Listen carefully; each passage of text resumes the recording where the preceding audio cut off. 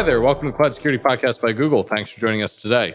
Your hosts here, as ever, are myself, Timothy Peacock, the Senior Product Manager for Threat Detection here at GCP, and Anton Chuvakin, a reformed analyst and senior staff in Google Cloud's Office of the CISO. You can find and subscribe to this podcast wherever you get your podcasts, as well as at our website, cloud.withgoogle.com/cloudsecurity/podcast. If you enjoy our content and want it delivered to you piping hot every Monday afternoon Pacific time, please do hit that subscribe button. You can follow the show and argue with us on Twitter as well, twitter.com/cloudsecpodcast. Anton, we are talking about a fun topic today. What is it? Well, it's more about SRE wisdom for security. Site Reliability Engineering, SRE, which I guess every Googler knows at this point, has some really fun lessons for security because I feel that IT operations, IT management, broadly speaking, have gone through a revolution with SRE and DevOps, and security hasn't. No. So I'm trying to basically steal lessons from people who reformed and revolutionized the IT management and kind of like inject those lessons in security. Mostly in security operations, but frankly, with today's episode, it's in broader security structures and not just SOC. This, to me, was a fantastic episode because we've had countless guests now refer to the SRE book, in quotation marks, as a thing to read. Mm-hmm. And finally, for both of us, I think parts of it made sense in meaningful and new ways. Yes, that actually, I think I did mention it, will mention for the audience a few times that it sort of came to life for me. Yes. Because, of course, I was never an SRE. Yeah. No, of course. You were also never a SOC operator, were you? Exactly correct. Yeah. Yes. Well, perhaps with that confession of a lack of background in the things that Anton is now such an expert in, let's turn it over to a person with more expertise than we could shake a stick at. I'm delighted to introduce today's guest. We are joined today by Steve McGee, a reliability advocate here at Google. We've met a lot of advocates on the show, but reliability advocate is a new one. So that is, Steve, that's a cool title. Let's just start off by talking about deployment. We can deploy things to Google and update our website very quickly, but some organizations I've met need weeks to deploy just a new threat detection rule. And that's not even something that's running in prod. It's necessarily running downstream of actual events taking place. So that's not great. That's pretty bad, especially when we have rapidly emerging threats. So I hear our friends in SRE know a lot about safe and, dare I say, reliable deployment quickly. So what could we in the threat world learn from SRE about deploying things quickly and safely? Thanks for having me here. I definitely invented the title in my head of reliability advocate. I know of two other ones, and I won't spoil who they are, but they are at other companies, so they can come out of the woodwork and raise their hands. Yeah, it's funny. The first thing that people think of when they think about SRE isn't really releases and deployments and things like that. But I think it's actually one of the most important things that we focus on and kind of like capabilities that we deliver to a team is the ability to deploy a bunch of stuff to a lot of places without screwing everything up along the way. And that's basically what you want to do, right? Is you want to like take the code that's in your head and put it onto the computers like as much as you can, as fast as you can. That's a very nice condensation of the mission. Take the code and put it on the computers as much as you can, as fast as you can. I like that. That's the idea, right? Yeah, I want to get it out of my head and into the computer. And so that it works reliably, perhaps, right? That's right. Safely. Right. Yeah, you want to do it in a way that doesn't also screw up other things that are also going on at the same time. That's really just, SRE in a nutshell is make changes without having bad side effects, please, and quickly. But really, like at the end of the day, like most of the companies that we talk with, they deliver software. Like that's part of their job. Like we have one tagline we like to use is some airline describe themselves no longer as an airline company, but as a software company with wings. I forget who that is, but it was some big airline.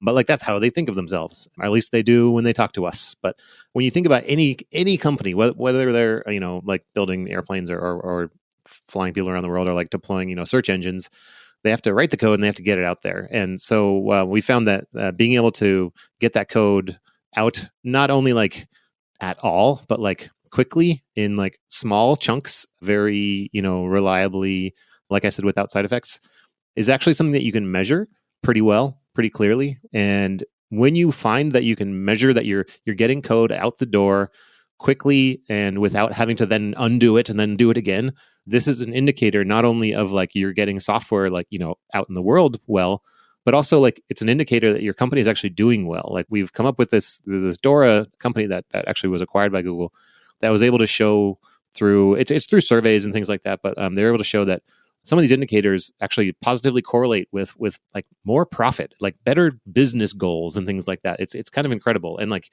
happier teams and all sorts of things. So like not only would it be like better to get these threat detection rules out faster and safer and everything, like getting all the software out is kind of the goal. This is just like one subset of it. So one suggestion that I make with folks who are saying like, how do I do SRE at my other thing? Like in this case, like security. My suggestion is use the same process. Like use a process that works well for like getting prod code onto, your prod clusters. Use the same process for getting your rules into your, corp network sniffer or whatever it is that, security teams are sending rules out to, or IDS suites or whatever these things are. My security background is like at least 25 years old, so I may use dated terminology. I apologize, but getting the code out should really be something that your teams are very capable of, regardless of what the endpoint is that you're pushing the code to. And then also don't forget that configuration is just a form of code. So treat them the same. But that'd be my first pass at an answer. Is that reasonable? Anton's making the face that he makes before he says, okay, that all sounds good, but tell me what that really means in practice. I gotta go. Sorry. Tim is way better reader of my face than, like, frankly, I am. So short version. Yes, I was about to ask kind of the same thing. Is like some of the slow and painful processes that security teams engage in. Like, I'm going to deploy a detection rule. Somebody comes out and says, "Wait, no. What if there's a false positive?" And like block the proverbial laptop, not for a detection rule, or you make an alert and you wake people up at 3 a.m. and then they'd be miserable. Like, there are always negative implications. But hey, I have a suspicion that software developers and system admins faced this in, 1980s, 90s. And like, it's not a unique problem to security. And they went through the SRE DevOps revolution, and this problem is now solved. Security is a little bit stuck in the previous era. So I think that your answer contained the right what, but I'd love a little bit of how. Yeah, the answer to getting software out into production is just more software. So automation likely means automation in this case. Exactly. Yeah. So one thing that we found tends to happen is customers or anybody who's trying to like perform operations against, a complex system, if they adopt a tool that does the work for them and it has like, you can push these 3 buttons on the configuration, they will wrap as much logic into that tool as they can, like with those 3 buttons, and they will just like cram all this, like these policies around it, and they'll do so much stuff around this tool when really they could just stop using this limited tool and use a different tool, right? Like it's really easy to like try to do more with a tool than you can do. What is even better than that is if you're writing your own tools. And I know I recognize not everyone has like 10,000 software engineers on staff that can like build planet scale tool systems and everything. But like what really helps SRE, at least inside of Google, succeed was that like the tool that you're working with that you're banging your head against the wall of, like you also have the source code to it, so you can just improve the tool itself directly. So one option is like get better tools, which is really not very good advice. But like one option is you can write software, instead of like abusing the tool that you're currently like banging your head against. Like one option that we see a lot is instead of like pushing the buttons on the tool or like writing config files for all the things, like write some software that pushes the buttons or write some software that writes the config files for you, right? And then you can write tests for that software that writes those config files, right? And like it just speeds everything up. So even if you are stuck with a black box tool that you need to configure directly, you can still take a step back and you can abstract your usage of that tool and make dramatic improvements to how you enact procedure and policy against that tool, instead of just like getting in a room and being like, what if we don't, and what if this thing, and like just speaking human at each other. Just put it in code instead, and then when it's wrong, just change the code, right? And you can have a discussion about it, and you can have a PR, and you can have comment threads and everything about like, how should we do this? And then when you make a decision, it's in the code, and it just works that way from then on. And then if it's still wrong, you just do it again, right? You just improve the automation over time. One important thing about this, though, is that the automation needs to run somewhere. Mm-hmm. I highly recommend not it being like a cron job in your Linux desktop or even like your VM somewhere under your own username.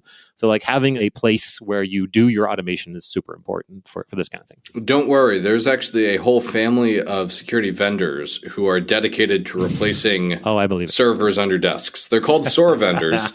And I think we're seeing the SOAR market really turn into a feature capability within SIMs, but the security industry is on it when it comes to not running cron jobs on Linux boxes and closets. They're on it. I bet there's still cron jobs running under desks I'm somewhere sure. in the world, like at least one. Yes. But so I'm talking to that person. Hey, cut it out. Yeah. No good. You know, it's funny though. I mean, sometimes I think the SOAR tool is just a cron job in the cloud. It might be. We don't know. But with the UI though, and the UI UX in this case kind of matters because, I mean, I've written cron jobs with a 4-line, actually more 5-line command line, and I couldn't understand what it was in like 2 minutes after I did so. But then again, I also wrote Perl, so please don't hold it against me. Tim is making a face. Yeah, if you're doing operational automation, it's really, really important that you automate in a way that someone who isn't you can also understand it. That's super important because like operation is a team sport. Like, and you need to be able to make sure that what you wrote can be interpreted by someone in the future because either you put a bug in it or like the world changed out from under your feet. And so the thing you wrote needs to be like slightly modified.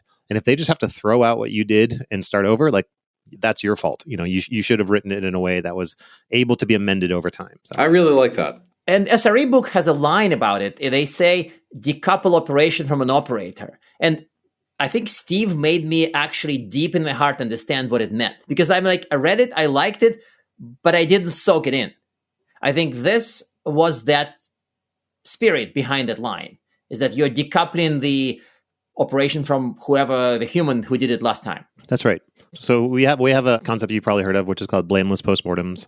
And like the topical way of interpreting this is like, don't yell at the person who did the outage. And that makes perfect sense. And it's like a nice human thing to do. But sort of like the second order thing that's going on here is you don't want to say like, next time Anton shouldn't push the button because that was, the bad button.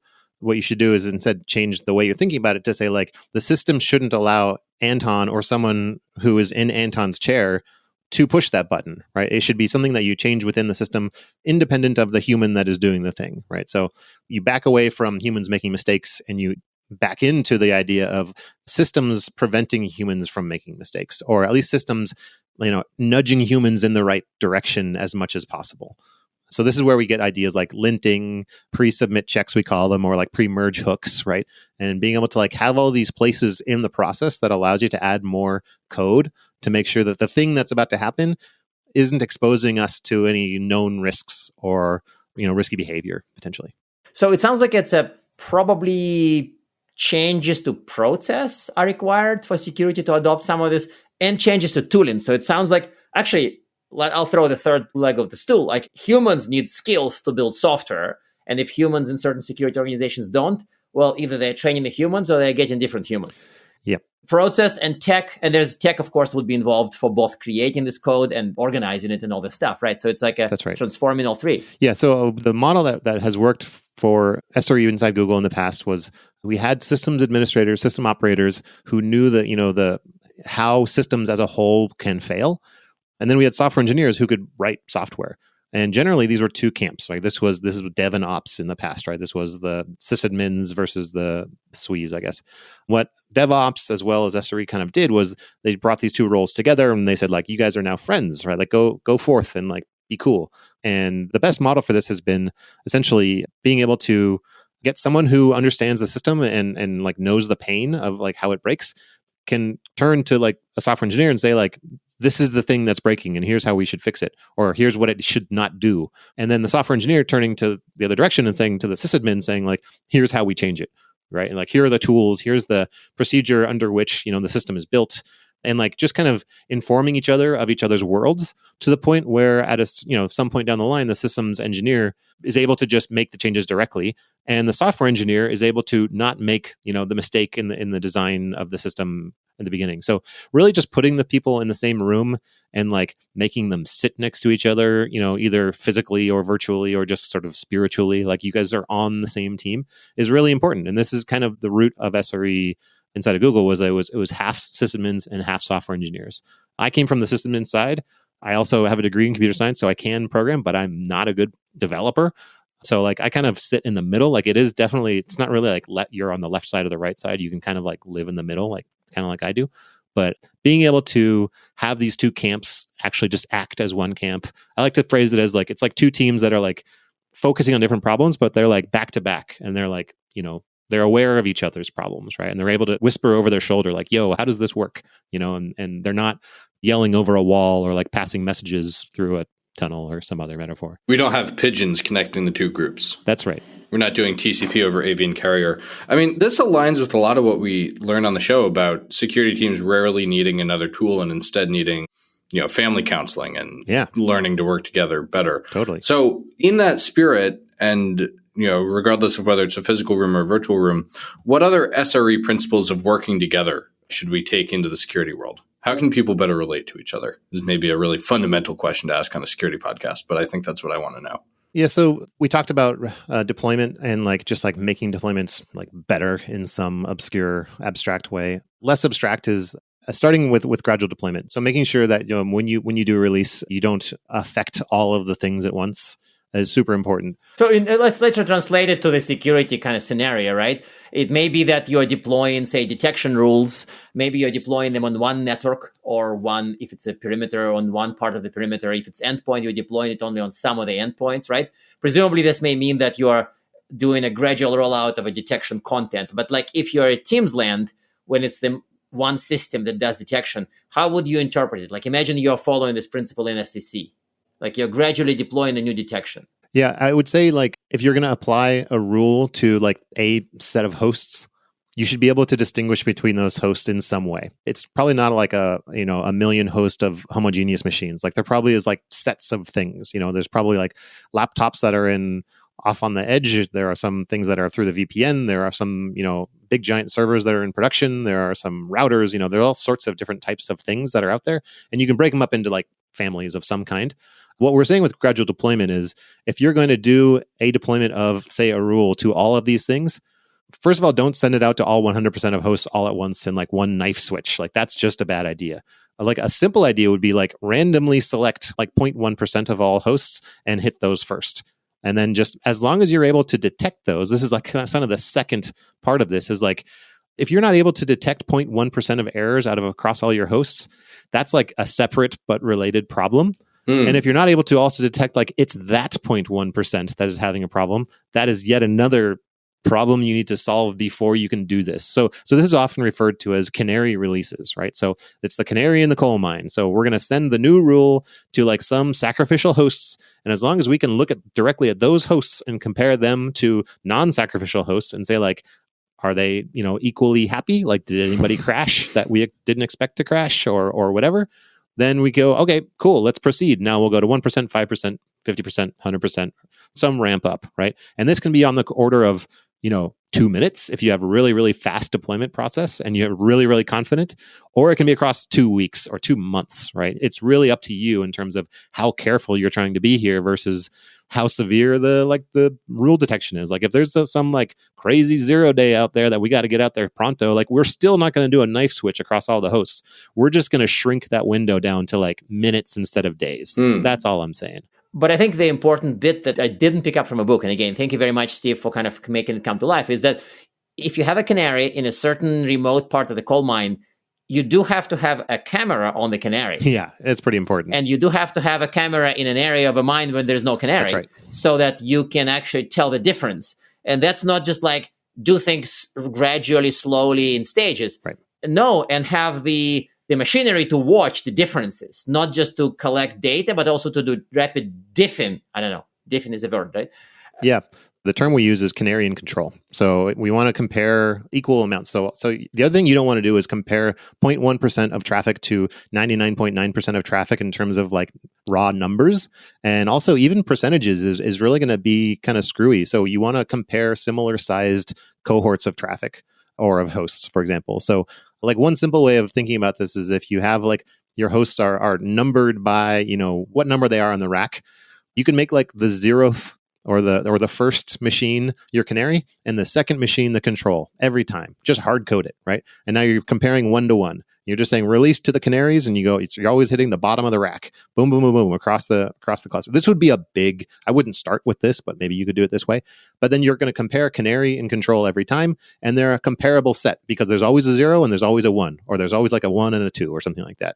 And so you can the ratios should still be pretty decent in terms of comparability. Okay, so the canary dies. Yeah. There's another principle. What's the other principle? Yeah. So now what? Once we figured out like, oh, that was bad, what do we do? And so the next thing that you want to have in your toolkit is the ability to roll back rapidly every time. So I like to say like an effective SRE team is one that can, when something goes funny, they just know they can roll back immediately. And they've done it a million times, like they practice it, and the cost is basically zero. So it should be that when we make a deployment, whether it's of a configuration change or a binary change or a piece of data, if it's bad, we shouldn't have to sit down and go like, I wonder what made it bad and how do we like undo it? Like, how do we make the negative version of the change? No, you just push the rollback button. Like it's always there and it's always available to you. This means like you can't have the concept of point of no return, which is actually really hard in systems design. Like every once in a while you're in a system and you're like, well, if we do this, we can never go back to like, release, this -1 ever again. Try not to do that, but like that should definitely be an exceptional position. And if you're in that position, you better be very careful about that particular release because you will not be able to roll back and you're going to be in trouble. So as long as that's the exception and the rest of the time you're abiding by the rule, great. So if you find the canaries die, you immediately roll back and then all the canaries come back to life and you're happy. And so that means that probably has a lesson in a SOC. Again, I'm thinking how it applies in a SOC. It probably applies less to detection, but by God, it applies to SOAR. Because SOAR, especially on the mitigation playbooks that actually trigger actions, if you are killing processes, if you are turning off accounts, in theory, yeah, you can re-enable the account. But in practice, it ain't in many of the playbooks. The playbook terminates with like, and now that we are sure this email is malicious, we're going to delete it. A common anti-phishing playbook. And of course, they put all the energy into making really sure, but they do violate the second principle then, right? That's like right. If it's like, that is actually interesting. Yeah, changing the way you work to make sure that you have sort of non-destructive responses, like instead of deleting something, just isolating something is a much better scenario. So as long as you can isolate all the things in such a way that they're effectively deleted to the system, but just in case you're wrong, you're able to like unisolate them. Like, oh, never mind. Like, here's your files back. I'm sorry. Like, this was not quite right. Like, this allows for mitigations in the future. And resilient design allows for you to be wrong sometimes. Even if you're right most of the time, you want to have the ability to kind of undo some, you need to allow for the system to change. And that means that the thing you wrote yesterday might not be correct anymore.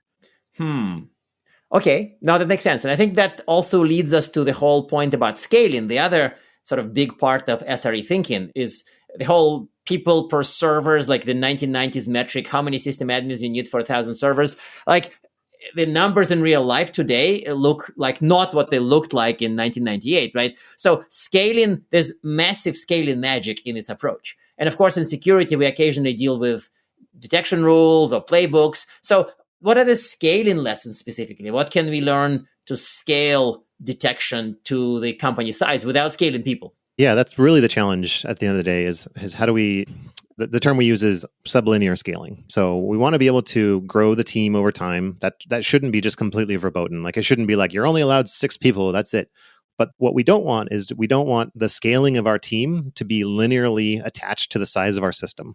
Because that means we wouldn't be able to, have any kind of hyper growth because you're never going to be able to get the humans on board fast enough. And also it would just be like far too costly. So one way to think about it is like the evolution of SRE inside of Google. Again, this is all kind of like just from my experience, is that it used to be that there was a relationship between the number of SREs employed at the company and the number of machines in production. That quickly disappeared. Like that made no sense. And then there was a direct relationship between the number of SREs and the number of clusters of machines, right? So these are like, think of it as like a Kubernetes cluster, right? That eventually no longer made sense. Then it was about how many services are in production, and a service can span multiple clusters, right? And then that still didn't make sense. So over time, what if you think about it, what we're doing here is we're assigning SREs to focus no longer at machines, no longer at clusters, then at services and whatever and whatever and whatever. These are just layers of abstractions, right? And the reason why it works is because the SREs basically add a layer of abstraction upon which they're actually focusing all their effort on. And so they're not spending all their time like touching each machine over and over again, because that wouldn't work over time. Like as you increase the number of machines by an order of 10,000, you can't add 10,000 more humans. So we have to have a system that does the 10,000x for us, right? And so this process just repeats and repeats and repeats. So essentially what you want to do is you want to make sure that the systems that you're using don't require linear scale in terms of operators. So if you have an automation system, like a way to actually deploy these rules, you want to make sure that that system itself can scale dramatically without having to increase the number of humans that are needed to operate it. Like it might need some number of operators when you first start using it. As long as you can keep using it with the same number of operators 5 years later and it's super, being used by the whole company, like you don't want to use a system that depends on feeding humans to the system, essentially. That's not going to work.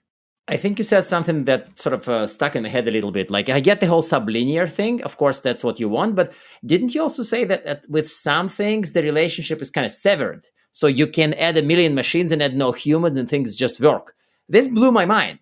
Did you actually say that? So if you can think of it like you want to build a system that can house an arbitrary number of somethings, right? In the case of a clustering system, you want to say like this clustering system can, one cluster can house, anywhere from 2 to 200,000 machines in it or something like that.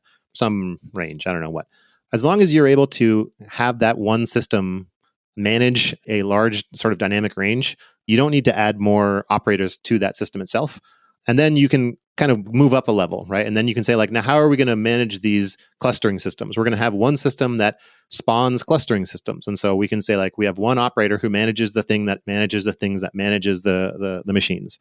Does that help a little bit in terms of like this layer of abstraction? It's like making a tree structure, right? You want to make sure the human is at the top of the tree, like, pulling the strings, and all the automation is doing all the hard work, way down at the leaves. And you get a lot more work done that way.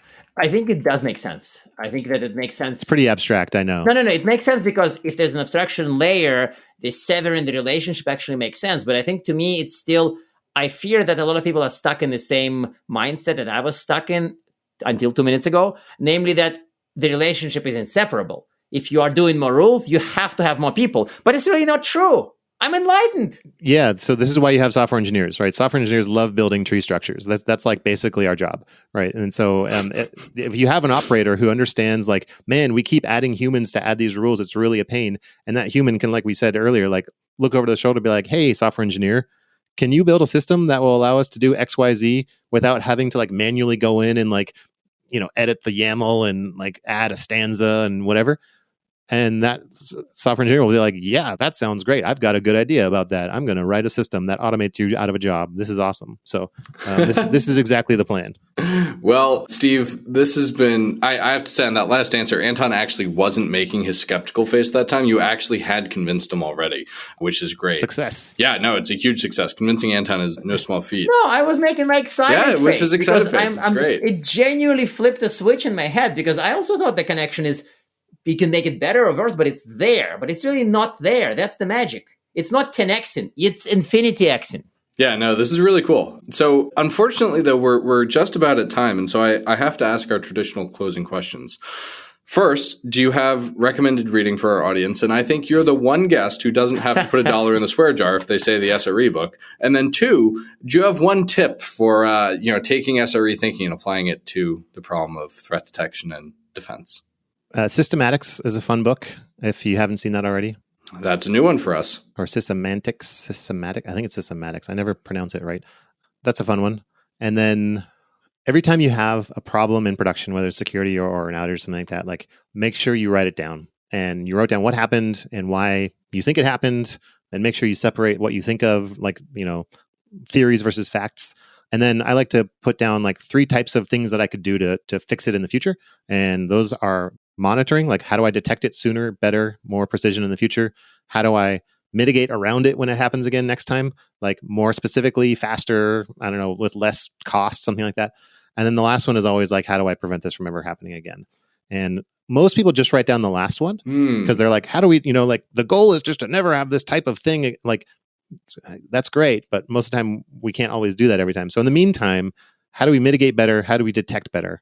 And better isn't always just faster. Sometimes it's with more precision or like cheaper or something like that. So there's a lot of like areas that you could improve a system. So that's what I'd recommend. This all comes from like the incident response world of SRE, which is its entire different topic that we can talk about some other time. Yeah, we didn't touch a lot on incident response. We talked a lot about deploying safely, deploying at scale, but the IR piece. No, that's part 2. That's part 2, and you're coming back, Steve. So you've just written your own invite to the next episode. There's a teaser right there. Steve, thank you so much for joining us today. You got it. Thanks for having me. And now we are at time. Thank you very much for listening and, of course, for subscribing. You can find this podcast at Google Podcasts, Apple Podcasts, Spotify, or wherever else you get your podcasts. Also, you can find us at our website, cloud.withgoogle.com/cloudsecurity/podcast. Please subscribe so that you don't miss episodes. You can follow us on Twitter, twitter.com/cloudsecpodcast. Your hosts are also on Twitter at Anton_Chuvakin and _Team Pico. Tweet at us, email us, argue with us, and if you like or hate what we hear, we can invite you to the next episode. See you on the next Cloud Security Podcast episode.